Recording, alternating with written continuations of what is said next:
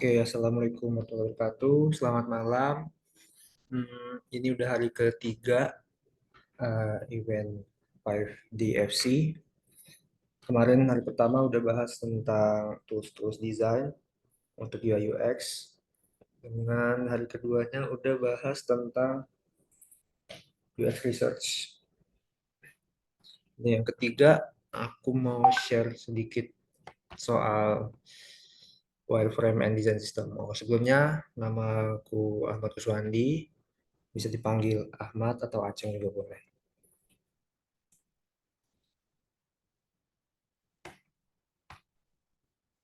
Next. Sebelumnya, apa itu wireframe? Jadi wireframe itu layout awal banget, kerangka awal banget untuk membuat sebuah user interface. Jadi sebelum kita membuat user interface yang udah ada eh, warnanya dan visualnya, kita buat yang namanya wireframe dulu. Wireframe ini untuk mengatur komponen-komponen yang akan kita pakai di dalam produk yang mau dibuat. Nah, wireframe itu ada dua, ada low fidelity, ada high fidelity. Low fidelity ini masih layout kasar, jadi masih seperti sketch-sketch di papan tulis atau coret-coret layoutnya. Jadi masih kayak kotak-kotak yang kasar banget bentuknya, hanya memposisikan penempatan-penempatannya aja. Kalau yang high fidelity ini udah ada kayak semacam bentuk, lebih ada bentuknya, jadi lebih tervisualisasi, lebih spesifik. Udah ada icon dan teks apa yang mau diinput, udah ada bentuk dari button-button dan layout-layoutnya. Jadi bedanya cuma di situ aja. Nanti ini akan dibahas mungkin di hari keempat. Kita langsung next aja. Nah, selanjutnya adalah desain sistem. Desain sistem itu apa sih? Desain sistem itu hmm, standarisasi untuk komponen-komponen yang mau kita pakai di dalam desain produk kita. Jadi di dalam desain sistem itu kita menentukan apa aja color yang harus kita pakai, apa aja font yang kita pakai, tipe font apa yang kita pakai, font size-nya berapa, spacing-nya berapa, terus kayak button-buttonnya kita mau pakai button yang gimana untuk kayak interaction-nya juga icon dan segala macam itu kita tentuin di desain sistem. Fungsinya biar untuk tiap screen yang kita buat itu kita ngikutin desain sistem dan itu lebih konsisten dan nanti proses kita membuat desain UI-nya itu lebih efisien karena udah ada landasannya. Jadi ntar kita kayak tinggal copy paste dari desain sistem itu ke screen yang ada gitu. Dan kalau pun ada perubahan, kita tinggal ubah di desain sistemnya.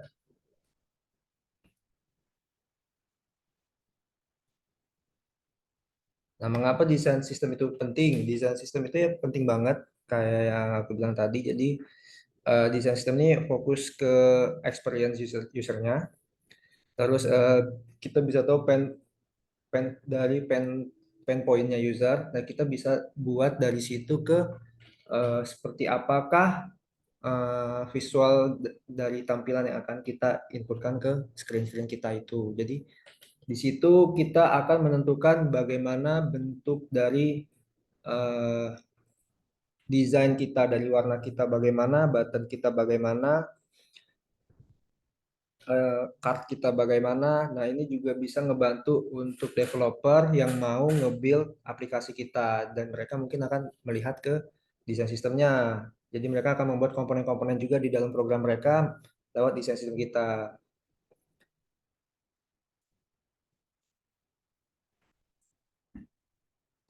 Nggak kecepatan kan ya? Kalau kecepatan boleh dikasih tahu aja. Nah, di dalam desain system itu ada style, ada komponen, ada yang namanya variabel. Nah, style di Figma itu kayak coloring, font type, ukuran fontnya, font size, habis itu line height-nya, habis itu spacing antara fontnya, terus kayak efek-efek di card itu kayak drop shadingnya, habis itu apakah layarnya blur atau tidak, atau gradasi segala macam, itu kita kita taruh di ada namanya fungsinya style di dalam Figma. Itu bisa kita buat sebagai desain sistem kita, sebagai acuan untuk melakukan diimplementasikan ke desain-desain yang ada di screen UI-nya nanti. Setelah itu ada yang namanya komponen. Komponen ini hmm, lebih ke properti item, icon atau button apa aja yang kita butuhkan. Misalkan kita mau buat produk marketplace.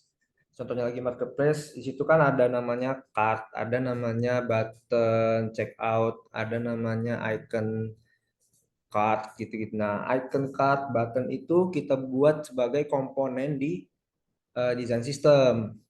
Komponen-komponen ini nanti yang akan kita pakai di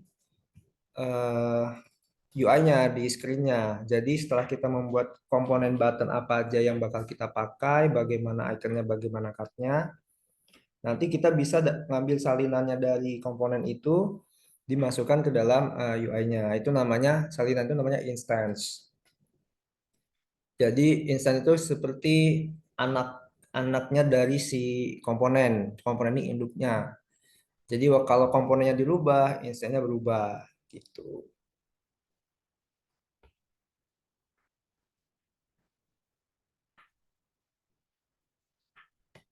Nah, ada lagi yang namanya variabel. Variabel ini fitur yang lumayan baru kalau kata aku juga. Eh, di variabel ini kamu bisa ngebuat eh, namanya istilahnya token. Jadi kamu bisa nentuin dulu sebelum kamu desain, kamu bisa nentuin berapa round corner yang dibutuhkan untuk button, berapa round corner yang dibutuhkan untuk card, dan berapa lagi round corner yang dibutuhkan untuk hal-hal lain, misalkan untuk icon. Di sini juga bisa kamu nentuin warna apa yang akan kita pakai, warna brand guideline-nya mungkin, apakah primary color, secondary color, atau active color, warning color. Di situ bisa kita inputkan ke dalam variabel. Di variabel ini jadi nggak cuma warna doang, ini juga bisa value angka berupa berupa pixel, ya, satuannya pixel gitu. Nanti aku mau ngasih contohnya aja di Figma. Kayak mana itu variabel, kayak mana itu komponen, kayak mana itu style. Nah, aku mau share Figma.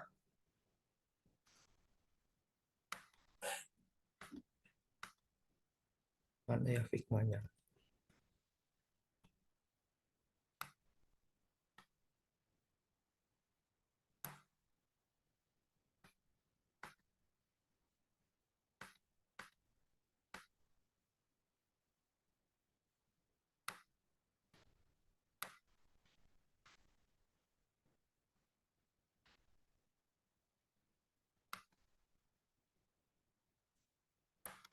Sebentar.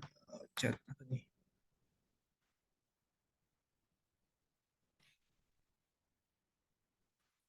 Sebentar.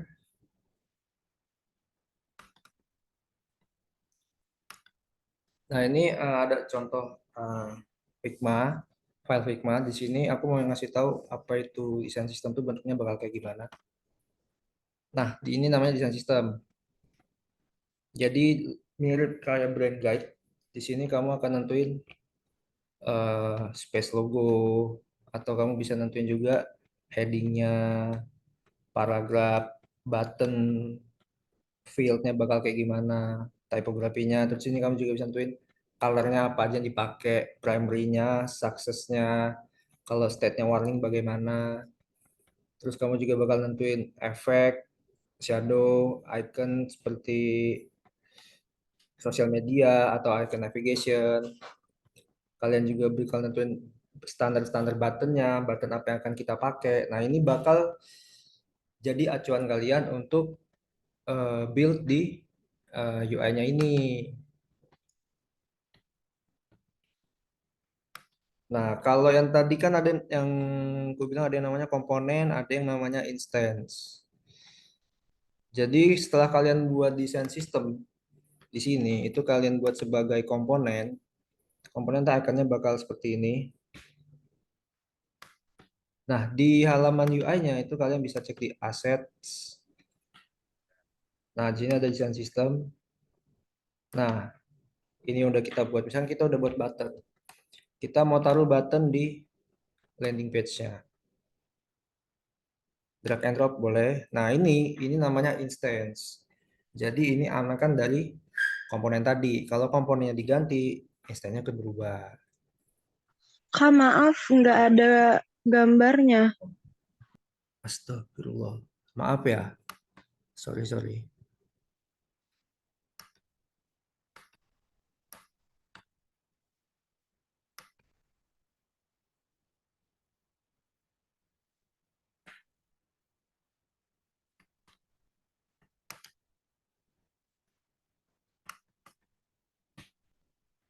Kelihatan nggak? Nah, baru kelihatan, Kak. Maaf ya. Iya, Eh, Kak. jadi yang aku omongin lagi, ulang lagi ya. Jadi desain sistem itu ya ini. Ini bentuk desain sistemnya. Di sini kalian bakal nentuin icon, button, eh, font type, color, color apa aja yang akan kita pakai. Terus kalian juga akan nentuin namanya field. Pokoknya semua komponen-komponen yang akan dibutuhkan di dalam desain. Waktu ini udah dibuat komponen, create as komponen itu ada di sini, maka ikannya akan berubah jadi eh, segi empat ketupat seperti ini. Nah, komponen ini bisa kita pakai di website yang mau kita buat. Itu bisa kita di assets. Misalkan kita pakai komponen, kalau tadi aku nyontohnya button.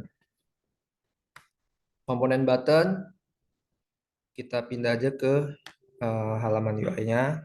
Nah, button yang di halaman ini itu namanya instance. Jadi kalau kita nanti ngerubah warna button di dalam komponen tadi, di desain sistem tadi, yang instan ini akan mengikuti, bisa mengikuti si komponennya gitu. Kalau variabel,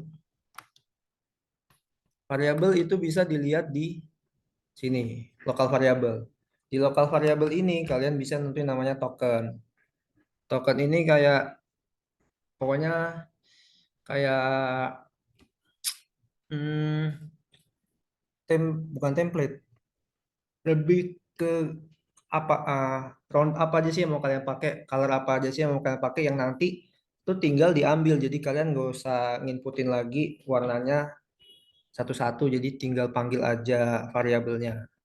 Di variabelnya ini nggak cuman warna, tapi juga bisa ngasih string atau ngasih juga namanya value angka kayak ini misalkan. Ini nih space untuk small, yang ini space untuk medium. Jadi misalkan nanti kalian mau ngubah buttonnya misalkan pakai space yang small, tinggal diubah di sini. Sorry, nah di sini. Misalnya ini spacingnya berapa? Kalau kita mau pakai yang small, kita bisa pilih pakai apply variable. Nah, habis itu kita pilih yang small. Itu. Jadi kalau mau ngerubah space-nya lagi, itu kita bisa rubah di variabelnya. Dan itu sisanya screen-screen yang lain yang udah pakai variabel yang sama itu akan ngikutin. Seperti itu. Untuk lebih jelasnya, banyak sih tutorial di YouTube. Variabel itu banyak fungsinya. Bisa juga kita ntar bakal ngasih kondisional if di Figma ini kalau misalkan akunnya pro ya untuk prototyping itu bisa bisa banget. Jadi misalkan ada condition if false maka colornya warna putih atau if true colornya warna hitam itu bisa. Itu nanti mungkin akan dipelajarin lagi next next pertemuan mungkin. Aku kurang tahu. Tapi besok itu wireframe sih besok. Udah itu aja karena udah malam banget. Kalau ada yang mau ditanyain, tanya. Maaf banget kalau kecepatan karena emang mau berwaktu.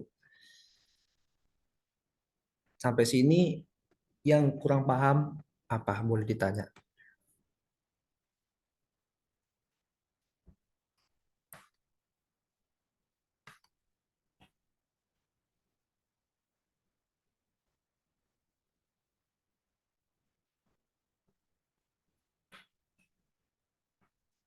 Gak ada Kak. Oke, Lukman,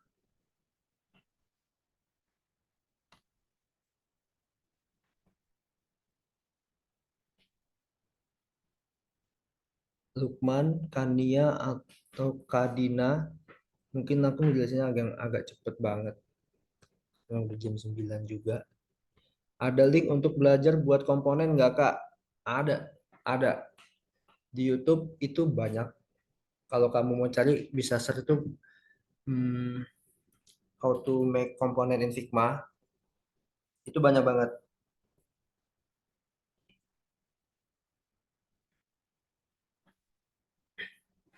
Iya, lebih ke desain sistemnya. Di situ banyak banget yang ngasih tutorial membuat desain sistem yang baik dan benar.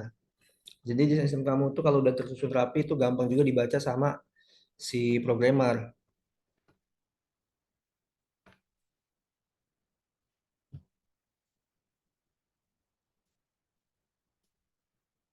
Pernah buat tapi nggak rapi.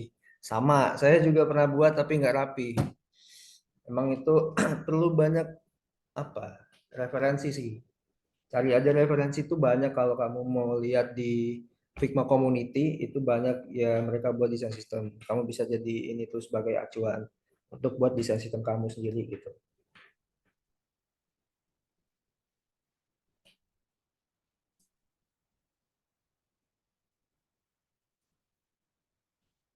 Hari hari keberapa ya? Hari keempat itu wireframe, hari kelima itu udah masuk ke high fidelity desainnya. Tapi mungkin bisa juga sih kalau ada waktu sambil praktek yang namanya buat desain sistem dan komponen untuk hari kelima mungkin.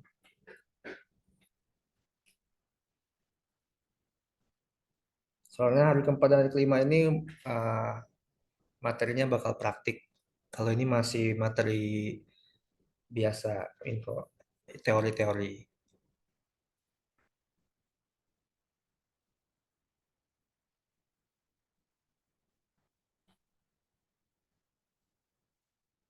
Ada lagi yang mau ditanya? Sarmaida Kilbaran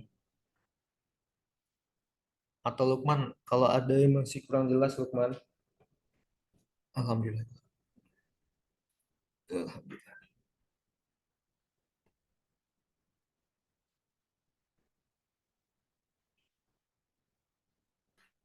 Cukup Kak, oke.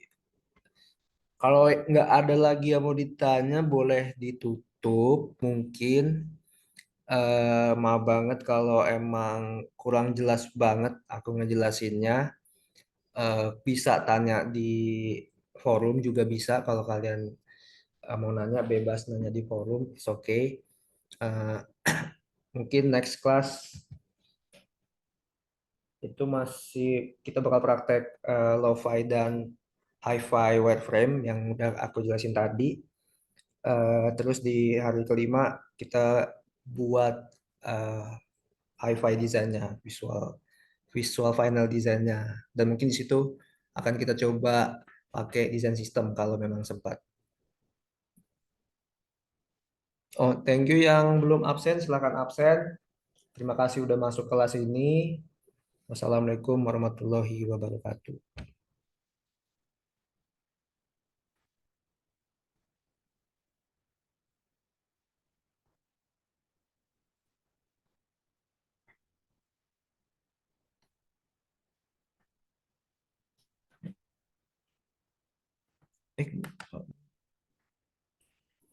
Eh, jam berapa nih?